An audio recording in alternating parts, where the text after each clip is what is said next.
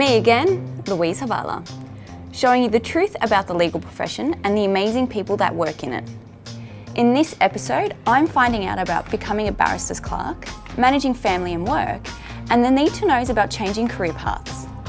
If you haven't already done so, please subscribe to the Gatehouse Legal Recruitment YouTube channel to catch it all.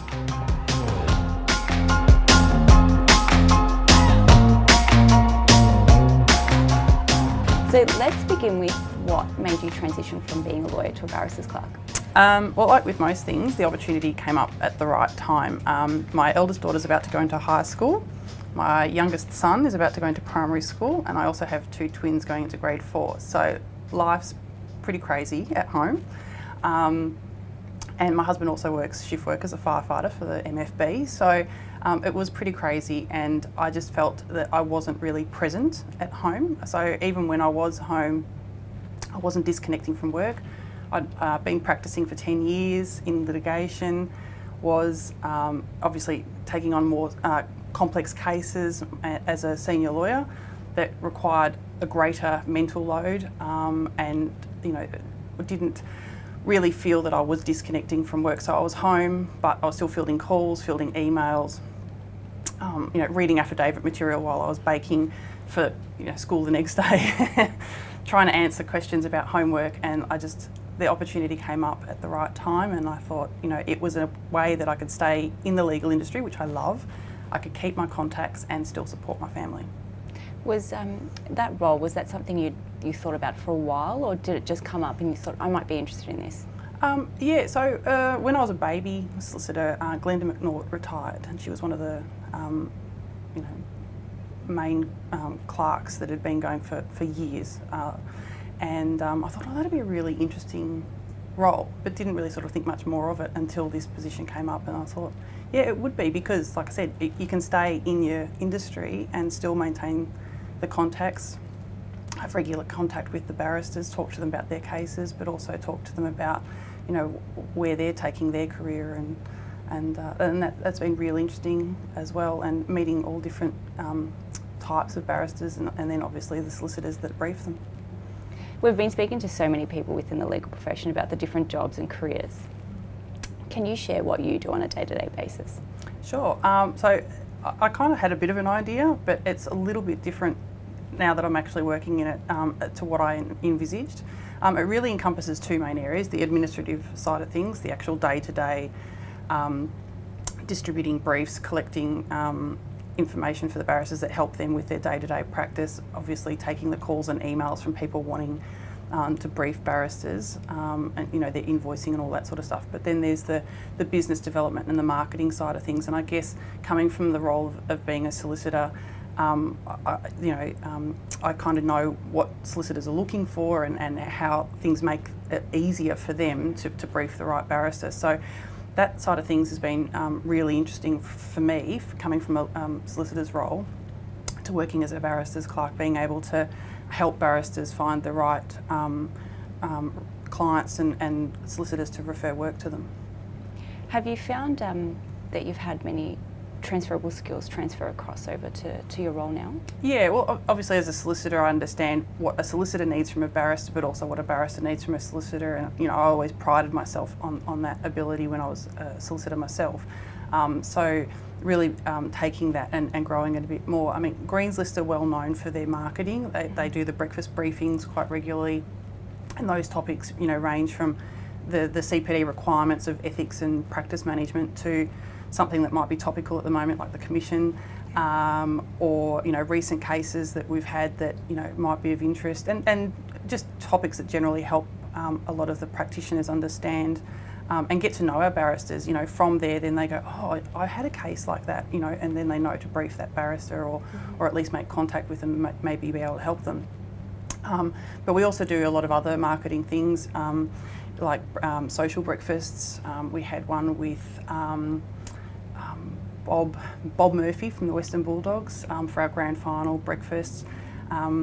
We have about 4 or 5 of them, so that's like a slightly different setting where barristers can bring in referrers or clients that they want to get more work from, or that they're keen to branch out into that area, and then it's a more social setting and you can have a bit of a chat over some eggs and bacon and talk about the presenter and you know, listen and have something to talk about other than work. But I'm working really closely with Luke Hales, one of the clerks, to look at just new and innovative ways of how we can encourage early briefing for our barristers and really get that optimal relationship development between the solicitors and the barristers. Are you learning new skills in the role? Absolutely. Like, I think that, you know, as a lawyer, you have, you know, the ability to multitask and, you know, your attention for detail, and that's certainly important. You know, we've got 250 barristers, but yeah, the new skills of being able to manage and learn some marketing. You know, lawyers aren't great at, not all lawyers are great at marketing. Some of us are, some of us aren't. So learning some of those skills has been really, yeah, I've really enjoyed. What's been the key takeaway so far? I've really enjoyed the different personalities and learning so much about the different areas of law. That's been really fascinating. But from the role itself, just really working that relationship with the barristers and getting to know them has been really important, because if you know them and the type of work that they're interested in, then you can really start to put them forward for things. So yes, you can sort of tick off, okay, well, they do practice in tax, so they're obviously going to be of assistance to you, but knowing obviously the different types of disputes that come up and the things that really interest them. Obviously, if they're engaged, they're going to be a lot more proactive in how they approach things. Law is very tactical, so knowing where their strengths and their instincts are, I think, has been really good. And is that something you just get from chatting to them? Yeah, so we have a lot of our barristers pop in on a daily basis. They'll pick up their briefs or drop off their fee books and things like that. But we catch up regularly as clerks with all of our barristers. We've got 2 business development / marketing people on the books who we use to help the barristers to promote their own practices, look at ways in which we can improve their practice, look at what's working, why it's working, look at what's not working and why it's not working, and what we can do to try and make sure that they're, you know, getting the right balance of the things that they like. I mean, we all have things we don't like, but, you know, making sure that we all have things that keep us engaged and interested, and then that way it's, you know, working well for them, it's working well for the client. Yeah. I wanted to touch on, obviously, balancing or managing work, family, being a wife, or everything. Can you share some of your, I suppose, the things that you've done in the past to manage everything? Yeah, it is hard as a mum sometimes. As I said, I've got 4 kids and a husband that works shift work, so trying to balance that, it's probably not balancing, it's just a frantic juggle a lot of the time. We don't have a lot of parental support, so we've found having au pairs has been really beneficial for us, because as a litigation lawyer, sometimes things come up and you just can't drop things. And so, and then obviously in the fire brigade, same thing. You can't just say, sorry, I've got to pick up the kids, childcare's about to close. So we found having au pairs was a great way for us to have a person that cared for our children, looking after our children, but someone we could rely on and we knew and trusted to help out. And I guess it's about working out your priorities. Like, sometimes I feel like I do have so many roles to fill, and I don't feel like I fill them all well a lot of the time. And I think that it really does come down to making sure that your priority, what you're prioritising. So when I was a solicitor, I would get up at 5:30 in the morning, make sure that I was at work early, you know, sort of 7:30, make sure I, you know, had my to-do list and I set out my tasks and worked out what I was going to do for the day. That doesn't always work, things pop up, but, you know, had a general idea and I would prepare. But even still, you know, I'd come home, I'd be up until 10, 11 o'clock at night, either baking, you know, school snacks for the week, or organising something, and, you know, reading an affidavit while I was while I was doing it, or helping out with homework and school projects. I've Skyped my kids in the office to help them with a school project, to try and manage it all. Obviously, having a supportive partner is really important and integral to making that work. My husband, obviously, as a non-lawyer, doesn't always understand the pressures and the sensitivities of the work that I do, but he, you know, obviously cares enough about me and respects me enough to understand and step in when I say I need some help. You know, we've moved away from having that village, and I think that, you know, it's hard for mums these days to try and fit it all in. It really is tough. But you can make it work if it's what you really want to do. If you're driven enough to be able to do it, you will do it. It's just about making and finding that system that works for you. It might not be working full time. It might be, you know, accessing different ways of looking at childcare. You know, it might be job sharing with, you know, with someone, or you know, having your husband work 4 days and you work 4 days, so that you've got that balance. You know, it's just a way of finding your own system, I think, very much so. But you can do it if you really want to do it. It's just, you've got to find your system, and, you know, engage with your boss too. It's in their interest to keep driven, good employees too. So I know it's a hard question to sort of raise, and as women we tend to think about the negative side of things rather than the positive side of things. And as a mum, we can present so many positive things to our bosses in the way that we can multitask, and the different ways that we look at things, and the different thought processes that we bring. So I think, yeah, if you can really, you know, have that conversation with your boss as well, and work out what they can do to help you. It might be using technology so you can work from home if that's an option, or looking at different systems that they can bring in to help. Have you found your new role gives you that a bit more flexibility and time with the kids? Not so much flexibility, but yeah, definitely more time with the kids. You know, I'm 8:30 to 5 Monday to Friday now, so when I'm home I'm much more present. So I can sit down with my children and do homework now instead of Skyping them. That first week when I was home every night for dinner, sort of, why are you here? You know, so it took them a while to really get used to me being home a lot more. But I've really noticed a decrease in their anxiety levels, because being a litigation lawyer and not knowing what was going to come up, and if I was going to, you know, have to work late, my husband with his job and not knowing whether he was going to be held up at a job or get called in for overtime. That really sort of messes with them. I mean, we're very organised as a family. We've got lists, lots of lists on the walls, so they know what they have to do before school, what they have to do after school, what their chores are. You know, we don't have any free riders in our house. Everybody has a job to do, even the 5-year-old. I figure if they can use a PlayStation, they can use a dishwasher. So it's I'm sorry, I've digressed.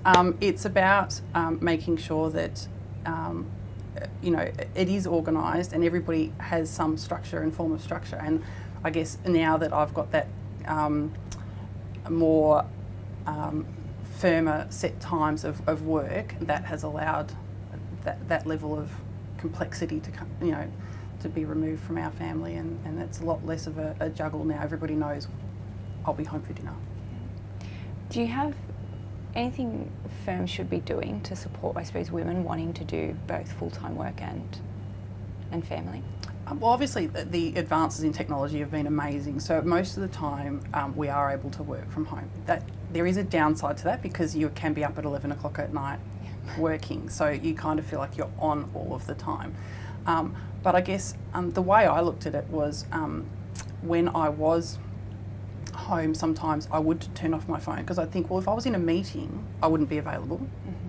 So if I turn off my phone, because it's really important that I engage with my child at this time, you know, and it took a lot mentally to deal with that, because at least if you're in a meeting, you're like, I'm still working.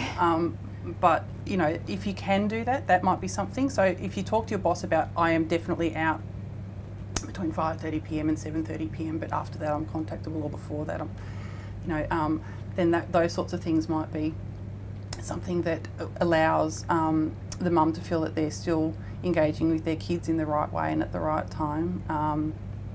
And you know, whether it means having more support staff, or you know, obviously that comes at a cost, but balancing out the, you know, either a job share role or something like that. The most that we've come, I guess, in technology has been probably the biggest help for women. But yeah, it can be a bit of a double-edged sword. But it's just about engaging that communication. If everyone's on board and everyone's aware of what's going on, it makes it so much easier. Yeah, it does. For lawyers wanting to transition into a new, different career or something else within the profession, what should they know? What actions should they take to help with that transition? Yeah, so I really took probably a good week after I was approached about this role as a clerk to talk with friends and family and colleagues.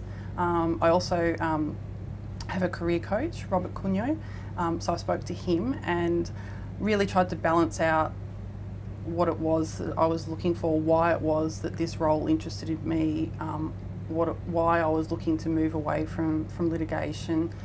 You know, friends and family and colleagues have, you know, your best interests at heart. And not to say that Robert didn't, obviously he did as well, but he asked different questions and more probably pointed questions that really made me focus on things. You know, and colleagues, obviously they're in the industry, you know, if you can try and bounce some of those ideas off someone and try and look at the way that your life is going at the moment and what it is that you're trying to why are you moving? Like Robert was really able to focus my mind on, obviously I was going to still be able to maintain my contacts in staying in the industry, you know, and he asked questions about what new skills do you think you'll learn that will be transferable? If this all goes pear-shaped, what are you going to learn? What skills do you have that you could really enhance whilst developing this role and moving forward? So he really sort of focused on those skill set side of things rather than, you know, the personal side of things. But, you know, he still did ask, you know, what's important to you as a person. So it was really important for me, I think, to bounce those things off someone else and feel like, you know, I could talk to someone about what I was expecting and what I thought that it would come from this. And that is all for now. But don't fear, because I'll be back next week speaking with more incredible people. Thanks for watching and thanks for sharing this video with your friends. Make sure you subscribe to the Gatehouse Legal Recruitment YouTube channel and you can explore the wonderful world of the legal profession.